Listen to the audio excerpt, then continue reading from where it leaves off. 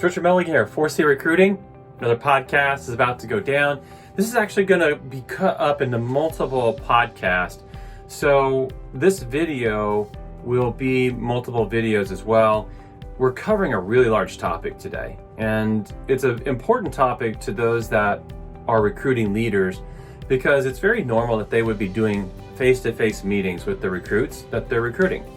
And a lot of times that's a market leader, that's a sales manager, that is a broker, it is someone who is in a smaller pond fishing in a one market typically. What that means is that a lot of times you're meeting face to face, and that comes early on in that recruiting process. So what happens because of that, because of the structure of the recruiting leader role and the way they recruit, they meet very quickly with someone, is that it puts a lot of pressure on the agenda for that face-to-face meeting, whether you're going to win or lose. So we want to talk about that, and that's a really large topic that a lot of people may think is not a large topic, but there's so many little things that go into making a great face-to-face meeting. And so we're going to break this up into multiple podcasts. So I'm excited to share it with you. It's going to follow this because it will make you a better recruiter. It will give you more wins on the recruiting side because this meeting matters forever. Right? This is just not you got one shot, right? That's Eminem's line, right? You got one shot. And in this one shot, we want to make sure that we're best prepared to maximize that opportunity, because forever this individual will either say you're a person of interest or they will say that you're not a person of interest. And it all comes down to this face-to-face meeting. We're going to talk about it today. So we're going to go live here in 3, in 2, and in 1. Hi everybody, it's Richard Milligan. Welcome back. It's another Recruiting Conversations, and we are going to talk about a really, really, really important topic today, and that topic is face-to-face meetings. So, our audience here is typically in a single market. They're typically some sort of market leader, broker, sales manager. These are leaders that already have a team, and then they're recruiting to this team, right? A lot of times because they're in a single market, a lot of the recruiting that you do, it's done through engagement with LinkedIn, or it's done through a phone or Facebook Messenger. You maybe use Instagram to make connections and to get into conversations with people. However you do it, one of the things that is very true is that early on, when you engage with a recruit, it goes pretty quickly to a face-to-face meeting. So I'm going to put a lot of pressure on that face-to-face meeting. And because there is a lot of pressure on that face-to-face meeting, man, you better have a formula for it. So this podcast let's see how long this goes. This is going to be a longer podcast, which means that we're probably going to break this up into multiple pieces. So this might end up being 3 different podcasts. It will for sure at least be 2. But follow this. What I'm going to teach you is you must show up with an agenda. You have to lead with an agenda. What I have found over the last 2 years, I've coached 758 different recruiting leaders. So I'm a bit of an information aggregator. This isn't, me coming up with information saying most people do this. What I would say is that almost all, it's really close to all recruiting leaders, almost all recruiting leaders have no agenda other than build relationship in that first meeting. And so they understand, contextually, I need to build a strong relationship with the individual that I'm trying to recruit. And that's great framework to start with, but then what's next? What I will tell you is that most people fill in the blanks in that agenda with a value proposition for the organization.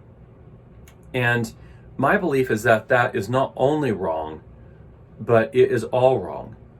That is, if you've got one opportunity to leave a lasting impression on someone, the biggest mistake you can make is going into this meeting, building relationship, and then immediately moving to trying to sell your company value proposition. It's a huge mistake, and I'm going to tell you today why that is. But I'm going to lay out, even better than that, lay out a framework for you that allows you to not share the company value proposition. Look, we as human beings have been designed in such a way that we need more motivation than a better opportunity. We just do. If I'm happy where I'm at, and most recruits that you're going to engage in a conversation are going to be happy where they're at. If I'm happy where I'm at, your better value proposition, whether it be better technology or a little better compensation or better support or better leadership or better pricing or more products or whatever it is that you're leading with, those things aren't enough to motivate me beyond this position of where I'm at, which is most people would say today they're satisfied. This is a different environment to recruit in, right? The job market's extremely healthy right now.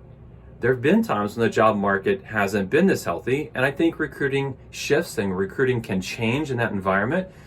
But when you have a strong job market, and most people, around 95% of people today, say they're happy where they're at, they put a little satisfied check mark in the box. If they're satisfied where they're at, your better opportunity is not enough to actually motivate me to move.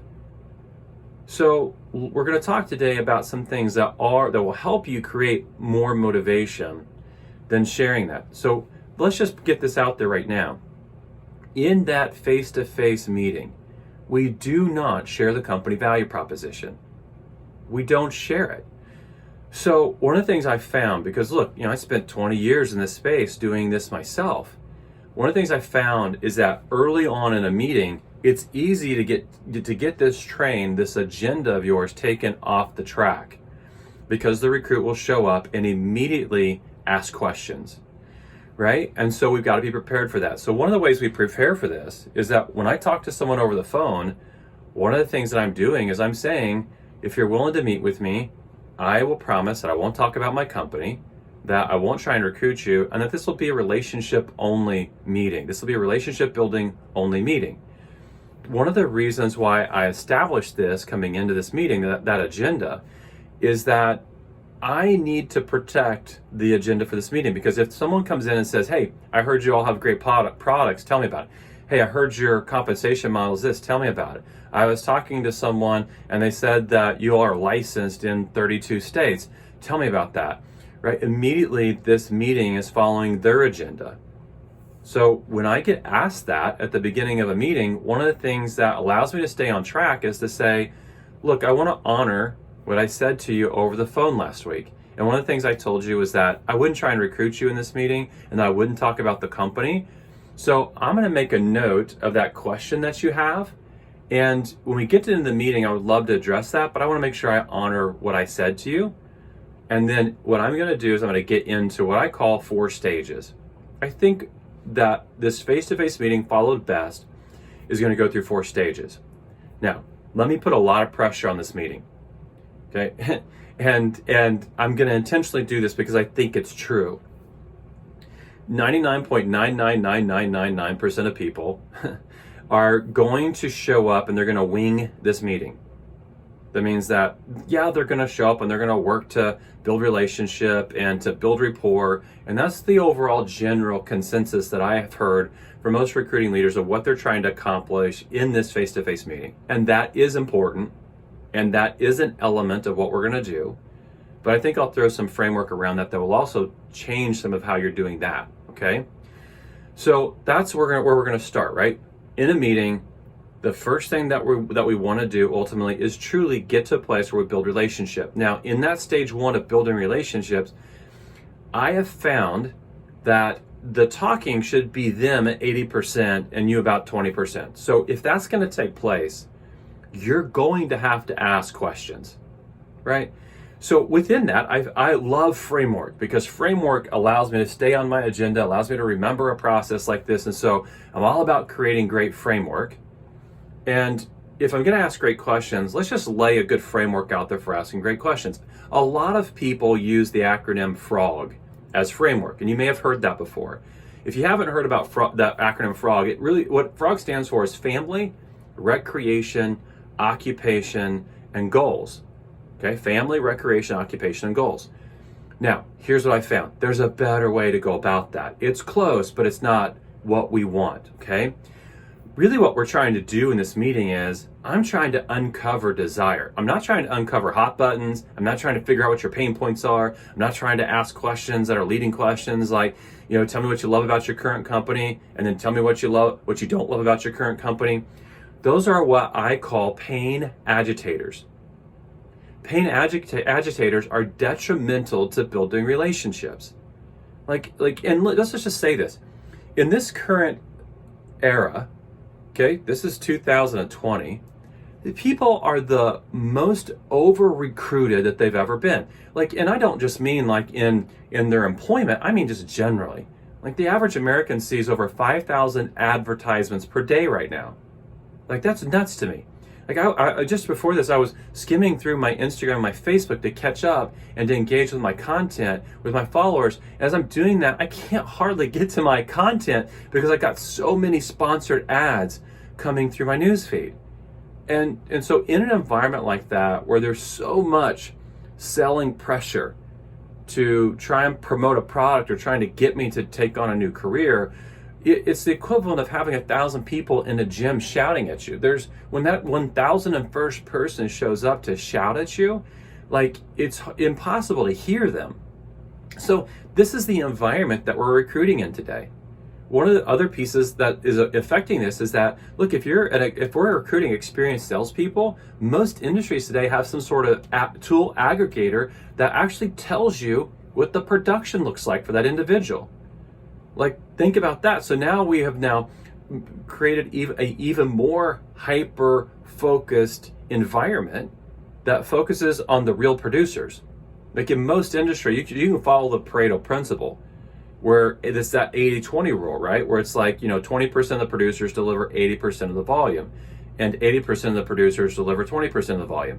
Well, what's happened today is that whatever the equation is in your industry, that the noise is scaled at those people that are the real producers. And so what happens in that environment, man, if I'm in the gym and 1,000 people are yelling at me, I don't hear anybody. And when that 1,001st person, when that next person shows up, I for sure don't hear them, right? So in this, one of the things that we have to really do is understand this season that we're in and have a better formula than trying to ask questions that lead me to solving problems. I'm not trying to solve a problem here.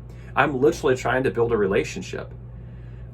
Salespeople are doing needs analysis and trying to solve problems. Okay, I'm trying to recruit people to my core value system, to my vision, to why I'm doing what I'm doing, and that's not a sales pitch. Okay, this is different. This is relationship building, right? That's where we start, is relationship building. So let me give you a better way than FROG, and here's what it is. It is an acronym that's Ford. Okay, now I do own a Ford, so I'm partial to a Ford pickup, but regardless, it doesn't stand for a vehicle, okay? What it stands for is this: family, occupation, recreation, and dreams. And if you're watching this on video, there's a little part of me that smiled when I got to that dream part of it, because that is a powerful question. So let's talk about how do we do this, right? These are just simple questions. Tell me a little bit about your family, right? How'd you get into this industry? That's the occupation. That can be a lead into the occupation question. What do you all do for fun? What do you do for fun? What do you and your family do for fun? But the last question is the most powerful one. And that question is geared around dreams. Look, our hearts are desire factories. That's a true statement. For better, for worse, in my own life, right? When it's been good and when it's been bad, my heart has been conjuring up desire, right? So if you have an environment of 95% people that say they're satisfied, right? That just simply means I'm content, right? I'm not in any urgent need for change, okay? And I love in Latin, content actually means status quo, and the definition of status quo in Latin means mess we're in, mess I'm in, okay? Most people, where even they're content, don't realize that there's something better, something more that's available. And if you're a leader like me that's really centering their team and what they're building around three big things, I think, I always think along the lines of doing what I love with the people that I love while making a greater difference. That's what I'm after. I'm not after being content. I'm not after being satisfied. I think that there's more available. what this dream question propels you towards is actually asking a question that requires someone to dream. If I have been content and satisfied for a long time, it's highly unlikely that I've been dreaming, right? It's like things are normal. When you show up and say, what's something dreamy that you would like to accomplish over the next 5 years? You put me in a position where I actually have to turn my heart, my desire manufacturer on and think about that. Look, you'll get some incredible answers around that dreamy question. You'll get answers like, oh, me and my wife have been married for 20 years, and one of the things we said we were always going to do for our 20th anniversary was that we would love to go to Bora Bora. That's a great answer to that question. Okay? And the reason why is that that's just the initial response. I'm going to pull so much more out of that. And I'm going to follow that up with a couple of questions. Like, why? Why is that so important to you? And I might respond with, early on in our marriage, it was something that we always dreamed about when we didn't have the money to actually go to Bora Bora. And so we always were looking at pictures of it, and we're talking about what we would do when we get there. And so it's just always been a dream of ours, right? And the next question is how? Well, if that's a dream of yours, how are you going to accomplish that over the next year? And that allows me to come alongside them and to actually be a part of this dream. And so I'm going to ask the why and the how question when it comes to that dreamy question. Okay? This is a very powerful framework, but here's what you've got to understand as part of this. Two of the greatest interviewers of our time have been Oprah Winfrey and have been Larry King. Right? Oprah could get anybody to cry. Right? If you haven't ever seen Oprah interview someone, holy smokes, she could get anyone to just bawl when she was interviewing them. Larry King, he could get people to spill the beans on things that they've never told anybody else, right? In very similar interviews, one of the things I noticed both of them responding to questions that were very aligned in their responses was questions around, why do you think you were such a great interviewer? And one of the things that Oprah responded with was, I always came in with a list of scripted questions, but it was the question after that question that was unscripted that made me a great interviewer. Oprah was a great listener, is what Oprah was. Larry King was a great listener, is what Larry King was. And so it's not the initial question you ask around Ford, that family question, Richard, tell me about your family. And my response to you might be, been married for 21 years, I've got 4 kids, 2 daughters, 2 sons, the youngest is 6, the oldest is 17. And I might give you that as an answer. Right? It's the next question that's the most powerful question. That question might go along the lines of, wow, you've been married for 21 years, that's incredible. Like, what advice would you give someone that's a newlywed that's just been married? That's a great question. It might be, wow, 4 kids, welcome to the crazy 4-kid plus club. That's impressive. Like, as a successful business person, like what's one piece of advice that you would give somebody that's looking to have kids?